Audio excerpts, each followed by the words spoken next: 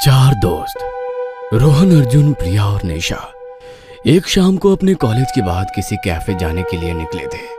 लेकिन कैफे पहुंचने से पहले ही उनकी नजर रास्ते पर बने एक पुराने सर्कस पर पड़ी। यार मैं क्या कहता हूँ, आज कैफे को छोड़ो, आज हम ये सर्कस देखने चलते हैं। वैसे भी मैंने अपनी लाइफ में कभी सर्कस नहीं देखा। आइडिया तो अच्छा है, चलो चलते हैं। वैसे ये सर्कस बहुत पुराना है। मैंने सुना है कि यहाँ पहले बहुत बड़े बड़े शो होते थे। हाँ, मैंने भी सुना है कि ये सर्कस कुछ 100 साल से भी ज्यादा पुराना है। कुछ सालों पहले तक तो ये अच्छा चलता था, लेकिन जब से यहाँ एक जोकर की मौत हुई तब से कुछ समय तक तो ये अच्छा चला, लेकिन उसके कुछ टाइम बाद ये लगभग बंद ही हो गया। सोचो प्रिया, अगर तुम्हें अंदर उसी जोकर की आत्मा मिल जाए तो तुम क्या करोगी? सबसे पहले तो मैं तुम्हारा सर फोड़ दूंगी। तुम यहाँ आओ जरा। अरे क्यों बेचारी को परेशान कर रहा है? पता है ना बेचारी बच्ची को कितना डर लगता है। तुम अच्छा बस चलो अंदर चलते हैं, शो शुरू होने वाला है। टिकट लेकर वो चारों अंदर चले गए। लेकिन जैसे ही वे अंदर गए उन्होंने एक अजीब सी आवाज सुनी। यह आवाज सर्कस के पीछे से आ रही थी। ये कैसी आवाज है? अरे छोड़ो ना, होगा कुछ, हम शो देखते हैं। ये आवाज शायद सर्कस के कर्मचारियों की होगी। वो चारों अंदर जाकर अपनी सीटों पर बैठ गए। सर्कस में बहुत सारे लोग थे और शो अच्छी तरह से चल रहा था। जग्गू जोकर अपने हास्यमय अभिनय से सभी को हंसा रहा था। कितना मजेदार है ये। ये जग्गू जोकर ना दिखने में बिल्कुल तुम्हारे बॉयफ्रेंड जैसा है। हाँ, वेरी फनी। हो गया तुम लोगों का। तभी अचानक से लाइट्स बंद हो गई। सभी लोग डर कर शोर मचाने लगे। तभी अर्जुन ने प्रिया को डराने के लिए अंधेरे में उसके कंधे पर अपना हाथ रख दिया। कौन है? भूत? भूत? भूत? बेशरम कहीं के। तुम्हें पता है ना मुझे अंधेरे में कितना डर लगता है। मन तो कर रहा है तुम्हें यहीं से धक्का दे दूं। तभी थोड़ी देर बाद लाइट्स आ गई। लेकिन अब सर्कस का नजारा कुछ अजीब था। सर्कस में अब वे चारों ही बचे थे। बाकी ऑडियंस कहीं नहीं थी। ना जाने उन्हें जमीन निगल गई थी या आसमान खा गया था। अरे ये बाकी सब लोग कहाँ गए? जग्गू जोकर अभी भी मंच पर खड़ा था, लेकिन उसका चेहरा अब बदल गया था। उसका चेहरा एक मुर्दा की तरह सफेद पड़ चुका था। उसने अपनी डरावनी आवाज में कहा, अब शो का असली हिस्सा शुरू होगा। ये सब क्या हो रहा है यार? ये हमें डराने के लिए तुम लोगों का कोई प्लान तो नहीं है ना? देखो, अगर ऐसा है ना तो प्लीज बंद करो इसे। मुझे बहुत डर लग रहा है, प्लीज। पागल हो गई हो क्या? यहाँ खुद हम समझ नहीं पा रहे हैं कि ये क्या हो रहा है। अभी यहाँ पर इतने सारे लोग बैठे थे, अचानक से सब लोग कैसे गायब हो सकते हैं? उन चारों का डर से बुरा हाल हो रहा था, क्योंकि अभी अभी उस सर्कस हॉल में जो हुआ था वो बिल्कुल भी सामान्य नहीं था। ऊपर से जग्गू जोकर के मुंह से निकली इस बात ने उनके डर को और बढ़ा दिया था। चलो चलते हैं यहाँ से, उठो सब लोग, चलो। नो नो नो नो, तुम लोग अब मेरे स्पेशल शो का हिस्सा हो। अब तुम्हें यहाँ से नहीं जाने दिया जाएगा। तभी अचानक से सर्कस हॉल में अंधेरा छा गया और वहां जग्गू जोकर की भयानक हंसी सुनाई दी। वो चारों बेहद बुरी तरह हड़बड़ा गए। तभी रोहन को अपने पास कुछ महसूस हुआ। उसने अपने आसपास देखा, लेकिन वो कुछ भी नहीं देख पाया। तभी अचानक से उसकी गर्दन पर एक ठंडी सांस महसूस हुई। वो पीछे मुड़ा। जग्गू जोकर उसके चेहरे के सामने था। उसकी आंखें लाल और भयानक लग रही थी। डर के मारे उसके मुंह से शब्द भी नहीं निकल पा रहे थे। रोहन को लगा कि वो जोकर के वेश में किसी भयानक आत्मा को देख रहा है। तभी अचानक से सर्कस में एक भयानक आवाज गूंजी। वो चीख कुछ अजीब थी, जैसे कोई चीखते हुए किसी से अपनी जिंदगी की भीख मांग रहा हो। थोड़ी देर बाद जब लाइट्स वापस आई तो रोहन और उसके दोस्तों ने देखा कि वे अब उस सर्कस हॉल में नहीं थे, बल्कि एक अजीब से कमरे में थे जिसकी दीवारें खून से रंगी हुई थी और वहां बड़ी ही अजीब से भयानक चित्र बने हुए थे। कमरे में एक बड़ा सा आईना था जिसमें उनकी परछाइयां अजीब से आकार में दिख रही थी और उनकी आंखें किसी शैतान की तरह लाल हो चुकी थी। तुम लोगों का मेरे सर्कस में स्वागत है। तुम यहाँ पर मेरे नए मेहमान हो। हमें जाने दो, हमें किसी सर्कस में नहीं आना, प्लीज जाने दो हमें। नो नो नो, यहाँ से निकलने का कोई रास्ता नहीं है। तुम अब मेरे खेल का हिस्सा हो। चलो आओ, खेलो मेरे साथ।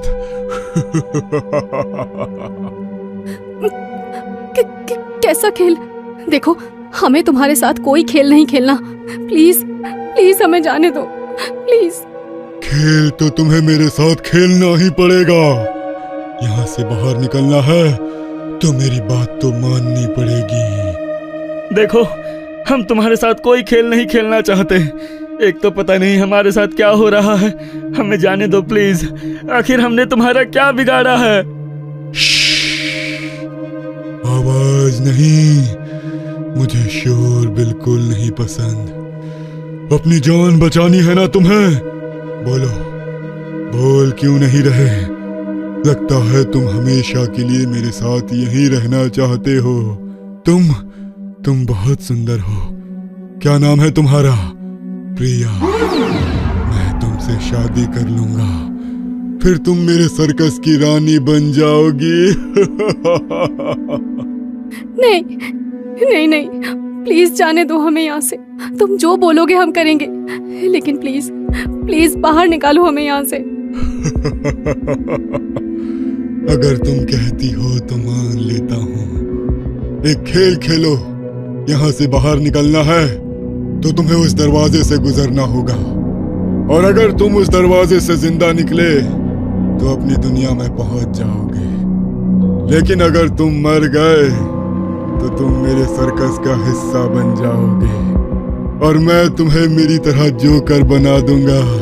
तुम्हारी आत्माएं मेरी हो जाएंगी। अचानक किसी के साथ अगर ऐसा कुछ हो जाए तो उसकी मानसिक स्थिति क्या होगी, ये तो हमारी सोच से भी परे है। वो कहते हैं ना, मरता क्या ना करता। उन चारों के पास अब उसकी बात मानने के सिवा दूसरा कोई चारा नहीं था। इसलिए अंत में उन सभी को वो खेल खेलने के लिए मानना ही पड़ा। ठीक है, हम तैयार हैं। हम खेल खेलेंगे। इस दरवाजे से गुजरेंगे हम। गुड बॉय, समझदार लड़का। रोहन, अर्जुन और उनके दोस्तों ने दरवाजे की ओर बढ़ना शुरू किया। जैसे ही वे दरवाजे के पास पहुंचे, दरवाजा अचानक से खुल गया।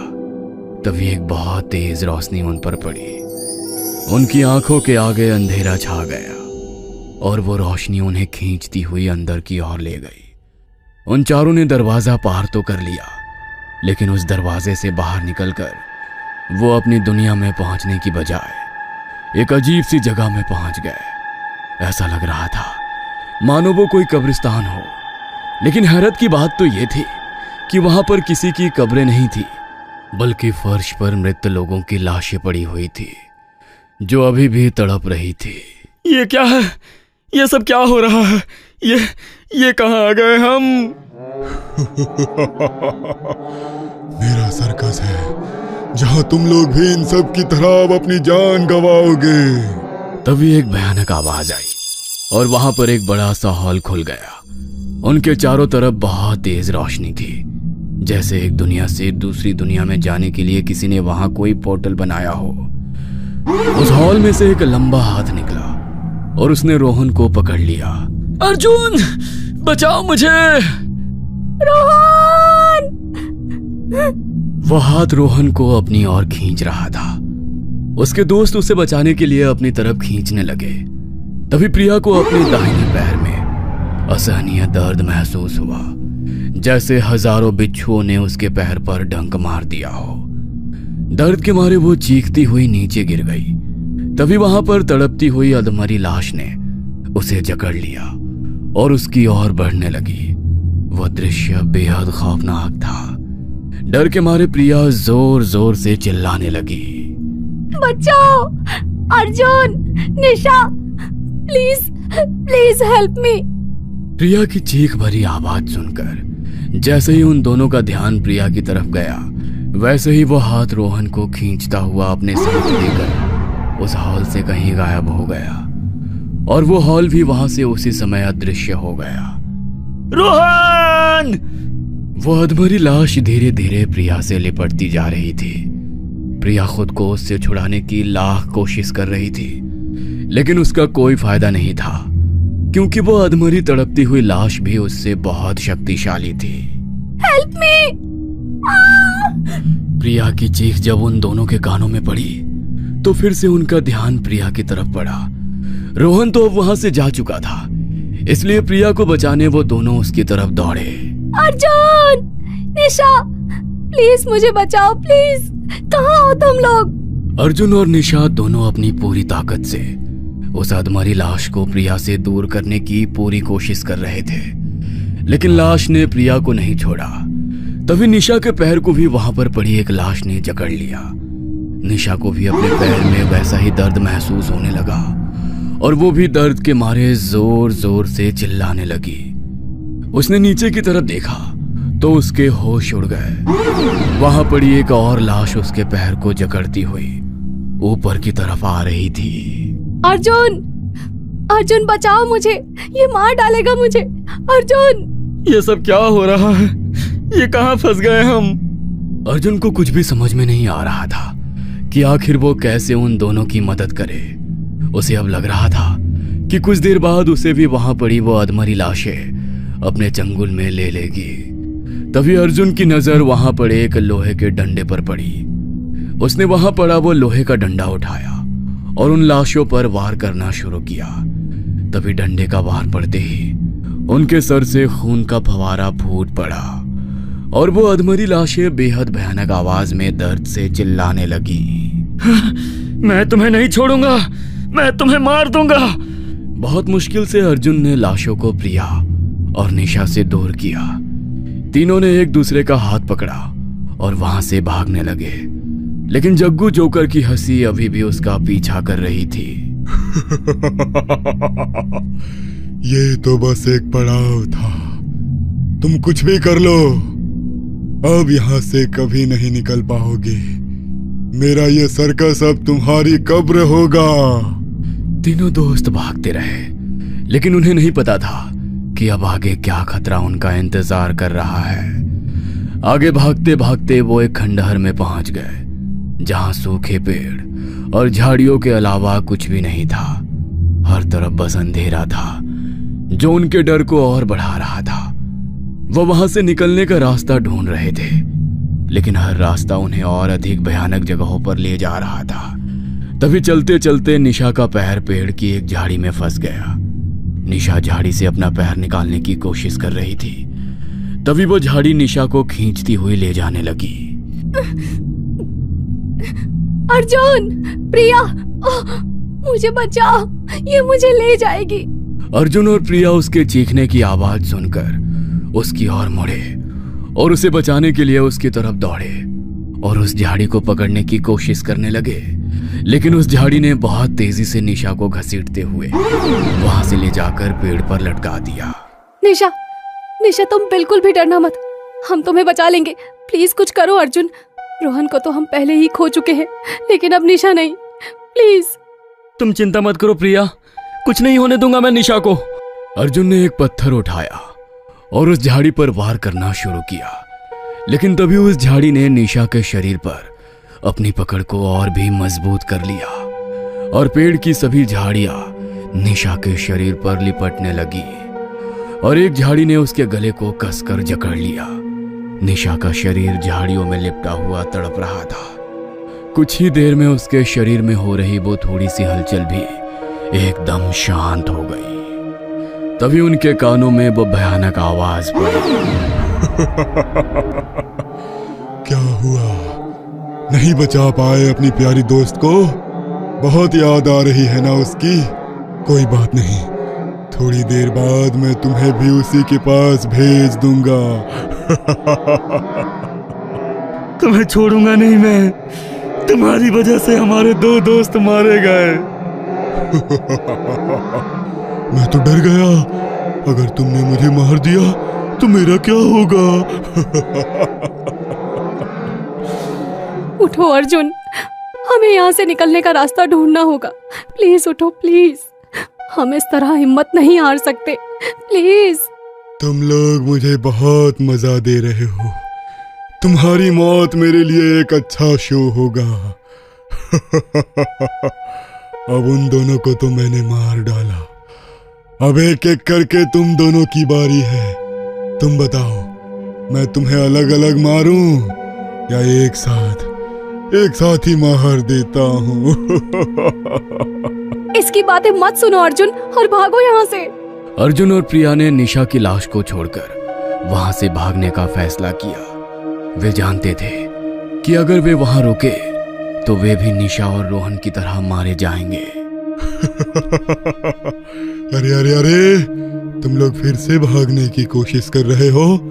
तुम्हें किसने कहा कि तुम्हें मुझसे भागना है? मैंने तो तुम्हें खेल खेलने को कहा था, लेकिन तुम हो कि बस मुझसे दूर भागे जा रहे हो। देखो, खेल का अगला पड़ाव तुम्हारे सामने है, एक दुनिया से दूसरी दुनिया का पोर्टल। अर्जुन और प्रिया ने अपने सामने देखा तो उस वीरान खंडहर से वो एक सुनसान अपार्टमेंट में पहुंच चुके थे। उनके सामने ही एक लिफ्ट खड़ी थी। लिफ्ट के दरवाजे अपने आप खुल गए और जग्गू जोकर ने उन्हें अंदर बुलाया। आओ, तुम लोग मेरे साथ चलो। तुम्हें अपनी जान बचानी है तो मेरे खेल का अगला पड़ाव खेलो। लिफ्ट में एक स्क्रीन पर एक संदेश दिखाई दिया, जिंदा बचना है तो खेल खेलो, अगला पड़ाव कमरा नंबर 13। ये सब क्या है? जरूर ये इसकी कोई साजिश है।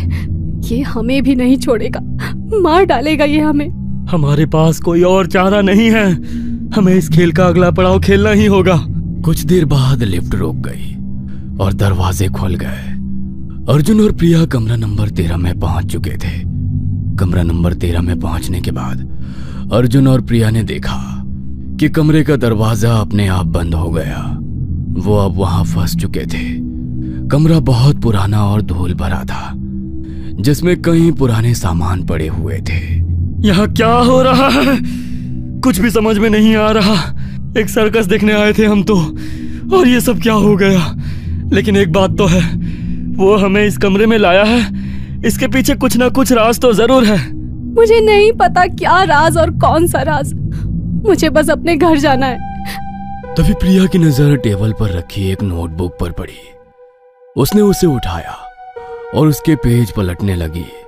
उस नोटबुक में उस खून से रंगी हुई दीवार पर बने हुए चित्रों के जैसे ही कई अजीब से चित्र और नोट्स थे, लेकिन एक पेज पर एक खास नोट लिखा था, जो था जग्गू जोकर की मौत का राज। प्रिया ने नोटबुक में लिखे हुए नोट को पढ़ा, जिसमें लिखा था, सर्कस वालों का काम ठप पड़ गया था। वो अपने सर्कस को पॉपुलैरिटी देने के लिए कुछ भी करने को तैयार थे।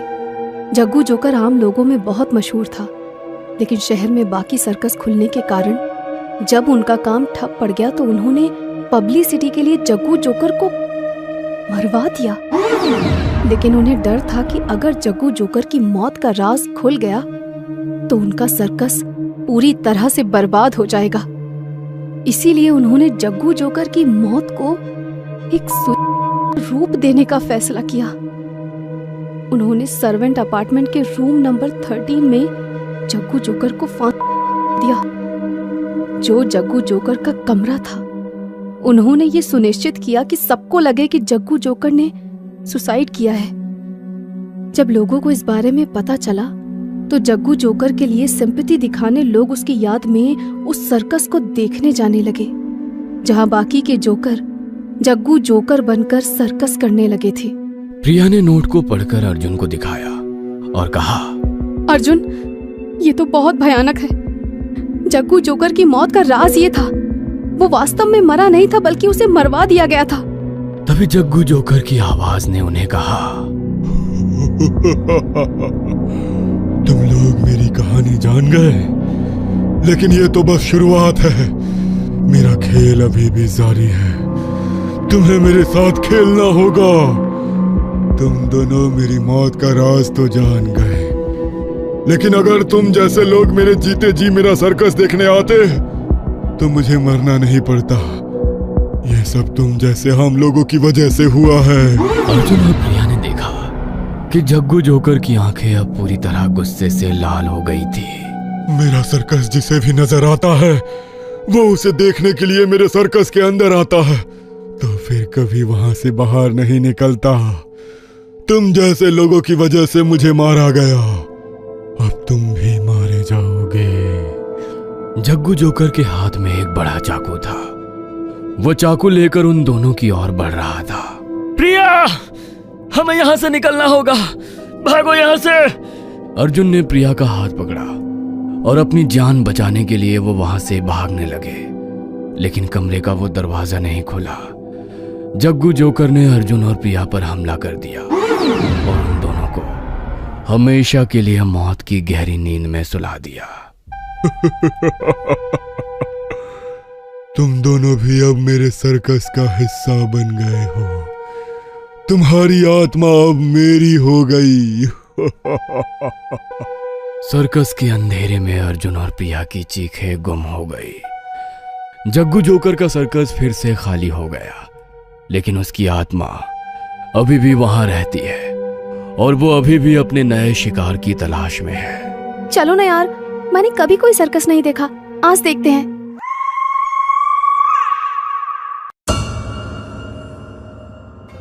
ये कहानी आपको अच्छी लगी हो तो हमें सब्सक्राइब करें, हमारा इंस्टाग्राम और फेसबुक पेज जरूर फॉलो करें। और हाँ दोस्तों, सब्सक्राइब करना भूलना मत।